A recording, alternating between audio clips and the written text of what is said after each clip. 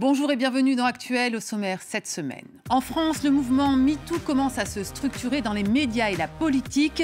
Une étape indispensable pour celles qui brisent le silence autour des violences sexuelles et qui sont souvent accusées de diffamation. Dans le spectacle, la parole se libère aussi. Metteuse en scène, autrice, comédienne, technicienne dénonce le sexisme et les discriminations de genre. Nous en parlerons avec Marie Coquille-Chambel, une des fondatrices de MeToo Théâtre, dont il a été question lors de la cérémonie des Molières.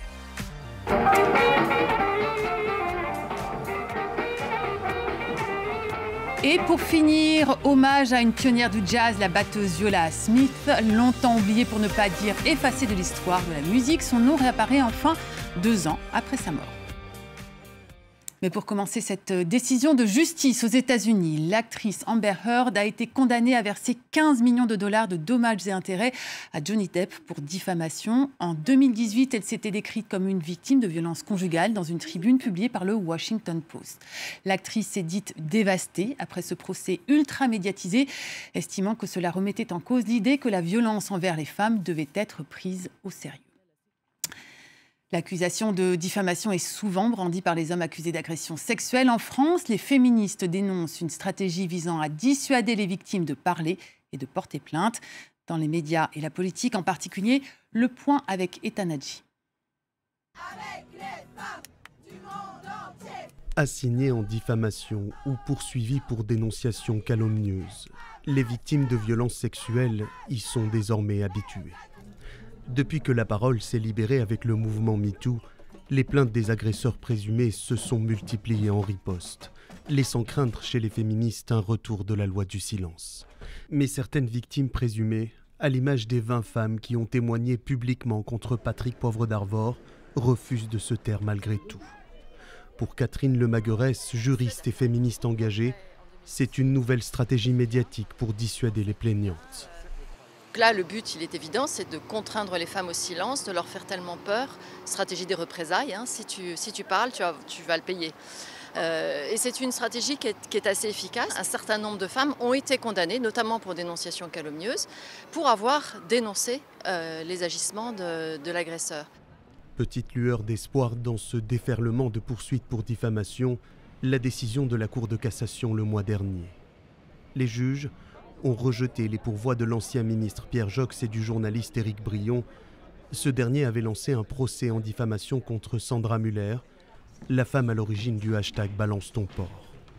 Ils pourront moins dire de toute façon je déposerai plainte en diffamation, dénonciation calomnieuse. On sait qu'on a cette jurisprudence sur laquelle nous allons pouvoir nous appuyer par la suite. Une décision saluée par les collectifs féministes et notamment l'Observatoire des violences sexuelles et sexistes en politique. L'association milite pour la mise à l'écart des personnalités politiques mises en cause dans ce genre d'affaires. Nous retrouvons les fondatrices à la Cité Audacieuse, premier espace dédié au rayonnement du féminisme en France. Objectif de leur rencontre ce jour-là, faire le bilan du MeToo politique à l'approche des législatives.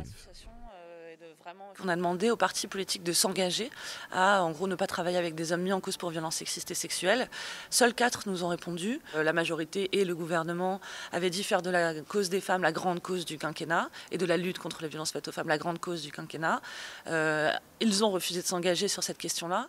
Parmi les propositions de l'association, la création d'une structure d'État qui aurait une mission de contrôle des violences sexuelles. Marie Coquille-Chambel, bonjour. Bonjour. Merci beaucoup d'être avec nous. Alors, vous êtes l'une des fondatrices du mouvement MeToo Théâtre en France. Vous venez de publier un ouvrage dans lequel des femmes du milieu dénoncent le sexisme et les discriminations de genre. Vous-même, vous avez accusé un acteur de la Comédie Française, votre ex-conjoint, de viol et de violence. Une des instructions est d'ailleurs en cours. Lui, à son tour, vous a attaqué, je cite, pour atteinte à la présomption d'innocence et il a été débouté.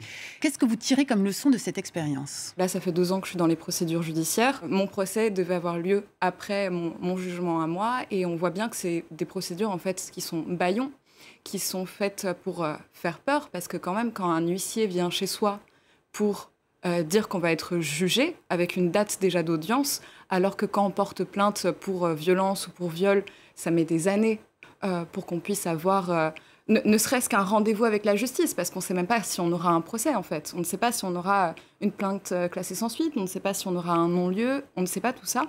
Et donc, il y a ces procédures-là qui sont faites pour faire peur. Et de plus en plus, les hommes accusés d'agression sexuelle et de viol portent aussi plainte contre l'entourage des victimes. Est-ce que vous avez l'impression qu'en France, les choses sont quand même en train de bouger? On sait que le mouvement MeToo a mis du temps à à vraiment se développer par rapport aux États-Unis notamment. Est-ce que ça change là en ce moment? En fait, j'ai envie de dire oui, d'une certaine façon, parce que dans les médias, on en parle beaucoup plus. Il y a des vrais réseaux de solidarité qui se créent entre femmes, avec des conseils juridiques, des conseils psychologiques. Et on voit qu'il y a vraiment tout un réseau souterrain qui est là, et ça fait du bien, avec la création de collectifs, où entre victimes aussi, on se parle, et il y a un vrai lien de sororité qui est assez génial. Mais après, j'ai envie de dire que non, parce que juste la présence de Gérald Darmanin et de Damien Abad au gouvernement sont aussi un signe renvoyé vers les femmes et vers les victimes de violences sexuelles pour leur dire que en fait ça change pas si vite que ça.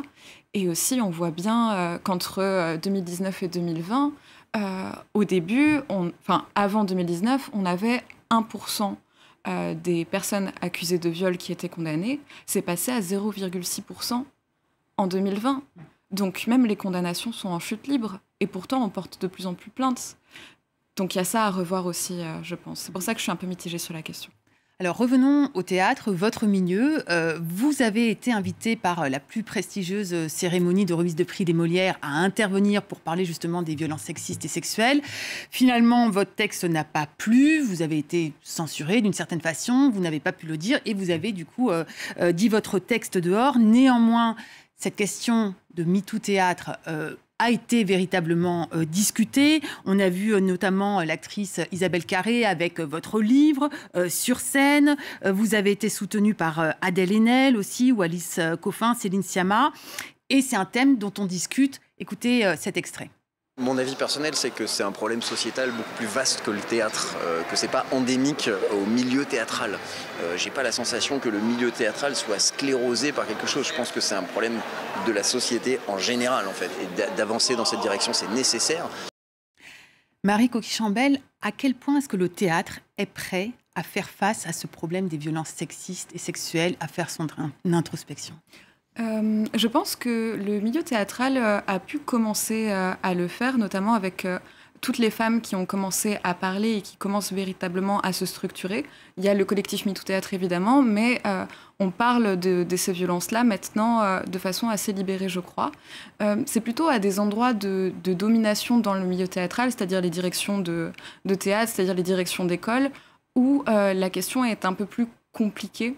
Parce que forcément, ce sont des personnes qui refusent en fait de voir ces violences-là, voire tentent de faire en sorte que ça ne soit pas dit, en tout cas dans les moments où les choses sont produites. Et c'est pour ça que ce n'est pas étonnant qu'au Molière, on nous ait refusé cette parole-là. Ce n'est pas étonnant que Wajdi Mouawad, qui est directeur de La Colline, nous ait qualifié d'inquisitrice. En fait, dès qu'on commence à toucher à des lieux de pouvoir, ça leur fait peur. Ça leur fait peur parce qu'ils ne savent pas comment réagir à ça, en fait. Comment écouter cette parole. Et c'est ça la première chose à faire, je crois. Voilà, MeToo Théâtre qui est en cours, c'est votre action, c'est votre travail, on va le suivre et on rappelle aussi le titre de votre ouvrage, Marie Coquille-Chambel, MeToo Théâtre, qui vient d'être publié, donc qui est un rassemblement de textes de comédiennes, d'artistes, de metteuses en scène. Merci beaucoup d'avoir été avec nous. On va finir en musique avec un hommage à Viola Smith, surnommée la batteuse la plus rapide du monde. Elle a dû batailler pour s'imposer dans le milieu du jazz. Comme celui de nombreuses femmes, son nom a été oublié par les livres d'histoire et commence aujourd'hui à être réhabilité. Regardez. À l'âge d'or du jazz américain des années 30, il est difficile de trouver une musicienne dans les grands orchestres de Benny Goodman, Duke Ellington ou Glenn Miller. Les femmes du jazz sont chanteuses, Ella Fitzgerald, Sarah Vaughan, Billie Holiday. Les musiciennes sont reléguées au rang d'attraction, comme ces Schmitz Sisters, les sœurs Smith, dont Viola est la batteuse pionnière du genre. Plus tard, Viola crée les Coquettes. Encore et toujours cette image réduite au charme et au divertissement. Et pourtant, la batterie de Viola n'a rien à envier au célèbre Chick Webb.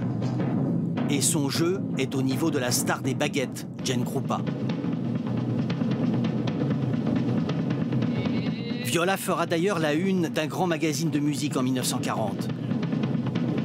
Et quand les hommes partent à la guerre en 1942, Viola Smith prend la plume et sermonne les directeurs d'orchestre.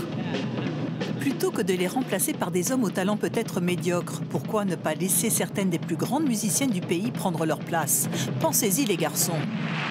Viola Smith a pourtant été gommée de l'histoire du jazz. Les dictionnaires retiennent Jane Krupa et d'autres Smith, mais pas Viola. Aujourd'hui, les batteuses rivalisent avec les batteurs, comme Julie Saury à ses débuts.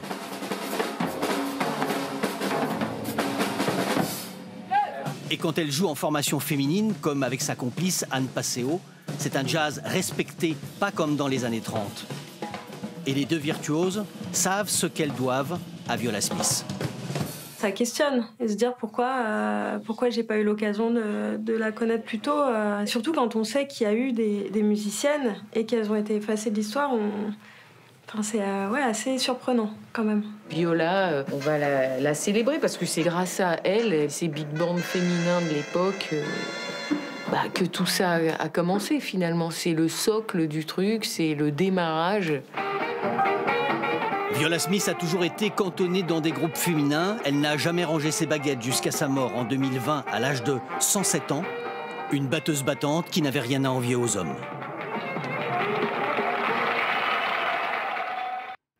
Voilà, c'est la fin de ce numéro d'Actuel. Merci de nous avoir suivis. On se retrouve sur nos réseaux sociaux. À très vite. L'info continue sur France 24.